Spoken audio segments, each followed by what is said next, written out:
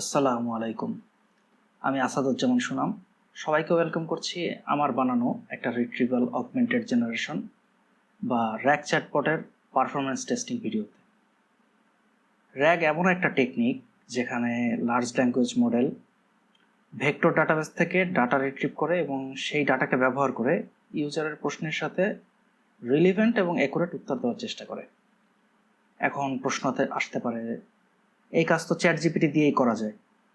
জি, এই কাজ chat GPT দিয়ে খুব ইজিলি করা যায়, কিন্তু এমন একটা সিচুয়েশন কল্পনা করুন, ধরুন ব্যাংকের বা একটা কোম্পানির সেন্সিটিভ ফিনান্সিয়াল ডাটা যা চ্যাট জিপিটির সাথে কোম্পানি শেয়ার করতে চাচ্ছে না, অথবা হাজার হাজার রোগীর সেন্সিটিভ হেলথের ডাটা যা চ্যাট জিপিটি বা এরকম অনলাইন মডেলের সাথে শেয়ার করা রিস্কি।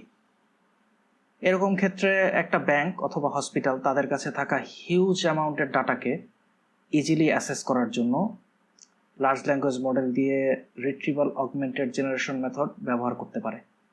এছাড়া লার্জ ল্যাঙ্গুয়েজ মডেলের নলেজ কাট আউট ডেট থাকে, ওই ডেটার পরে কোনো প্রশ্ন করলে তার উত্তর দিতে পারে না কিংবা হ্যালুসিনেট করে। র্যাগ টেকনিকের মাধ্যমে আমরা এলএলএম এর এই সীমাবদ্ধতাকে কাটিয়ে উঠতে পারি। আজকে এই র্যাগ চ্যাটবটকে টেস্ট করার জন্য আমি দ্য বিজনেস স্ট্যান্ডার্ড পত্রিকার মার্চ মাসের 6 তারিখে প্রকাশিত হওয়া একটা লেটেস্ট আর্টিকেলকে রেফারেন্স হিসেবে নিচ্ছি, যার টপিক হচ্ছে 2024 সালে বাংলাদেশিদের ডিজিটাল ট্রানজ্যাকশন ট্রেন্ড। এই আর্টিকেলের ডাটা আমাদের এলএলএম মডেল লামা 3.2 এর কাছে নেই, তবুও আমাদের প্রোভাইড করা এই পিডিএফ থেকে র্যাগ টেকনিকের মাধ্যমে এলএলএম কত সঠিক আনসার দিতে পারে সেটাই আমরা আজকে দেখব। আমি এই নিউজ আর্টিকেল থেকে 15টার মতো প্রশ্ন এবং তার তো উত্তর তৈরি করেছি। আমরা চ্যাটবটকে রান করে একটা করে প্রশ্ন করব এবং দেখব র্যাগের সাহায্যে কতটা সঠিক আনসার দিতে পারে। আমি চ্যাটবটটি তৈরি করতে পাইথন, ল্যাংচেইন, ওলামা এবং ক্রোমাডিবি ইউজ করেছি।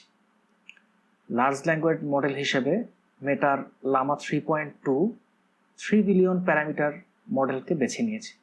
ভেক্টর এমবেডিং মডেল হিসেবে নোমিক এমবেড লেটেস্ট মডেলকে ব্যবহার করেছি। র্যাগ মেথডের সাধারণত দুইটা ফেজ। এক, ডাটা প্রসেসিং ফেজ। এই ফেজে আমরা ডকুমেন্টকে লোড করি, চাঙ্ক আকারে ডিভাইড করি ভেক্টর এমবেডিংস হিসেবে, এরপর ভেক্টর ডাটাবেজে স্টোর করি। দুই, ইউজার কোয়েরি ফেজ। এই ফেজে ইউজার তার প্রশ্নটি করে, তারপর ভেক্টর ডাটাবেস থেকে ইউজার কোয়েরির কাছাকাছি কনটেক্সটকে খুঁজে নিয়ে large language model relevant answer দাও। প্রথমেই পিডিএফ ফাইলটাকে আমি ডাটা নামের ফোল্ডারে লোড করে নিচ্ছি।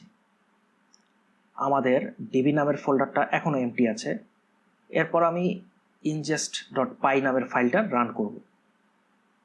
ফাইলটা ঠিকঠাক রান হলে আমাদের পিডিএফটা চাঙ্ক আকারে স্প্লিট হয়ে পিডিএফে থাকা ডেটাগুলো ভেক্টর এমবেডিংস হিসেবে ভেক্টর ডাটাবেজে সেভ হবে। আমি টার্মিনাল থেকে ingest.py কে রান করছি।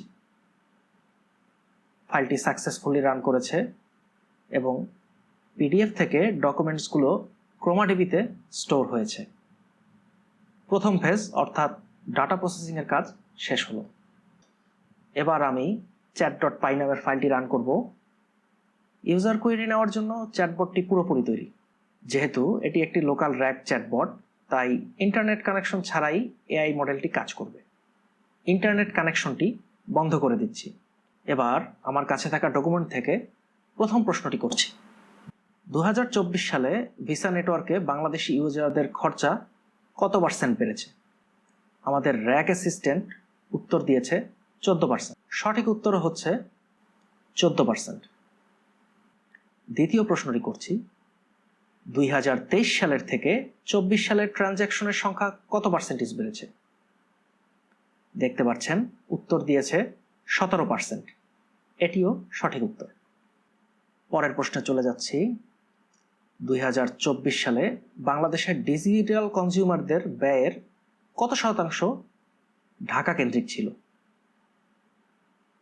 এবারও সঠিক উত্তর দিয়েছে, অর্থাৎ 75%।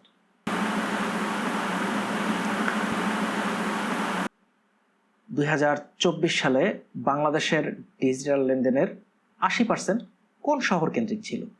সঠিক উত্তর ঢাকা। 2024 সালে ঢাকার কত শতাংশ ইউজার অনলাইন পেমেন্টকে প্রেফার করেছে? প্রায় 60%, যা কিনা সঠিক উত্তর। আরেকটি প্রশ্ন করছি, বাংলাদেশের আর কোন 4টি শহরে ডিজিটাল পেমেন্ট বৃদ্ধি পেয়েছে? উত্তর হচ্ছে গাজীপুর, রাজশাহী, রংপুর, ময়মনসিংহ। এই উত্তরটিও সঠিক হয়েছে। এবার আরেকটি প্রশ্ন করছি,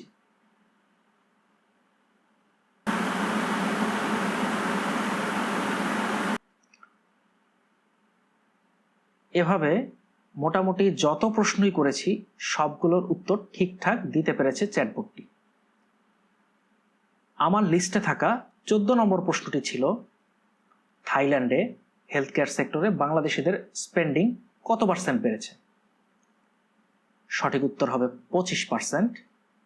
কিন্তু সঠিক উত্তর দিতে না পারলেও আমাদের চ্যাটবটটি মেনশন করে দিয়েছে যে ফার্মেসি সেক্টরে খরচ 35% বেড়েছে।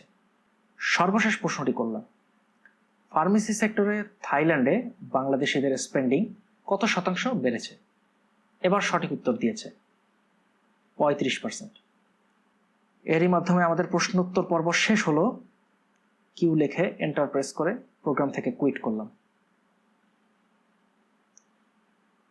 আর্টিকেলে থাকা ডেটা থেকে 15টি প্রশ্ন করেছি এবং প্রায় 14টা প্রশ্নের অ্যাকুরেট এবং একটা প্রশ্নের উত্তর অ্যাকুরেট না পেলেও ভুল উত্তর দেয়নি। মাত্র 3 বিলিয়ন প্যারামিটারের একটা মডেলের জন্য আমি মনে করি এটা ইমপ্রেসিভ একটা নাম্বার। খুব অনায়াসে 3 বিলিয়ন প্যারামিটারের এই মডেলটি জিপিইউ ছাড়া শুধুমাত্র 16 জিবি র্যাম এবং 4 থেকে 6 কোরের প্রসেসরের যে কোনো সিপিইউতে অনায়াসে চালানো যাবে। কষ্ট করে এত দীর্ঘ ভিডিও দেখার জন্য সবাইকে ধন্যবাদ। এটা আমার প্রথম ভিডিও, তাই সবকিছু সবাই ক্ষমা সুন্দর দৃষ্টিতে দেখবেন। আপনাদের যে কোনো প্রশ্ন এবং মতামত জানার জন্য আমি অধীর আগ্রহে অপেক্ষা করব। ধন্যবাদ সবাইকে।